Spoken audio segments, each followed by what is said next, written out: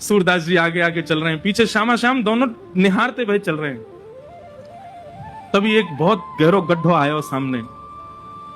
सूरदास जी जब गड्ढा की तरफ जान लगे, जैसे ही जान लगे, श्री जी बोली, अरे अरे ये देखो गड्ढा में गिर जाएगा, अरे याकू जल्दी जाके रोको। ठाकुर जी कह रहे, नहीं श्री जी बिल्कुल नहीं, बाकू गिरन दो, अपने आप संभलेगा, तुम बिल्कुल मत जाओ। अरे तुम कैसे हो बेचारो, गिरवे वारो, बाकू लग जाएगी वाक्य। दोनों में ऐसी बात चल रही, इतने में सूरदास जी गिर गए गड्ढा में। ठाकुर जी बोले, जल्दी चलो, मंदिर खुलवे को समय है क्या? श्री जी बोली, पहले याकू बाहर निकालो, ये जब बाहर आ जाएगा तब जाऊंगी। ठाकुर जी बोले, देखो मान जाओ। बोले ठीक है, तुम अकेले चले जाओ, मैं तो ना जा रही, मैं तो याकू निकाल के जाऊंगी। अब श्री जी के बिना ठाकुर जी कैसे जाएं? ठाकुर जी बोले, मैं तो पहले ही मना कर रहा हूं, मत चलो, मानो ना हो, मैं तो जानू ना आपकी बातन ने, ऐसी कृपा कर दें कोई पे भी।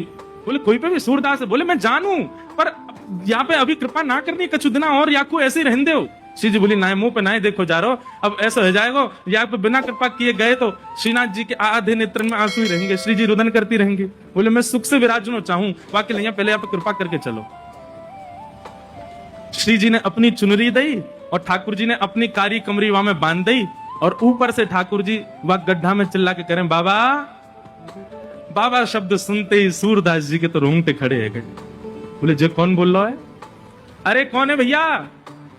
अरे बाबा मैं हूं, यहीं पास के गांव का हूं, गोपाल। बोले अच्छा भैया, कहा कह रहे हो? बोले आप गिर गए हो, मैं आपकी मदद कर दूं, बाहर आ जाओ। सूरदास जी बोले, कैसे आऊंगा बाहर भैया, मैं तो बहुत गहरो गिर गए हो। ठाकुर जी बोले, मैंने अपनो पटका डाल दियो बाबा, बाकू पकड़ लियो, पकड़ के ऊपर आ जाओ।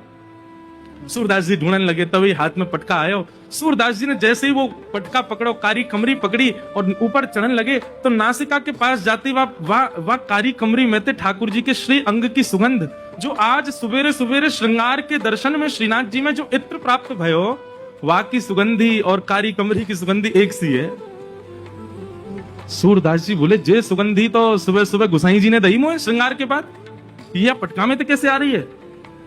सूरदास जी के मन में संशय नहीं आया कि कोई और होगा, तुरंत विश्वास प्रकट हो गया, श्याम सुंदर ही है। और मानो कमर कसले ही हो, बोले आज सूरदास छोड़ना ना है इनको, बड़ी मुश्किल से आए आज तो पकड़ना है।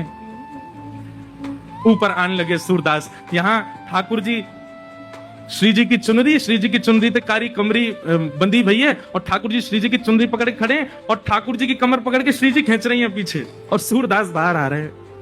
और जैसे ही महाराज सूरदास जी निकल के बाहर आए, जानबूझ के सूरदास जी ने ऐसा नाटक किया कि मानो गिर गए हों, और जोड़ते आगे की तरफ गिरवे को भय। ठाकुर जी तो पीछे हट गए, श्री जी वहीं रह गई, तो श्री जी के चरण में जाके गिरे, सोई चरण पकड़ लिए सूरदास जी ने।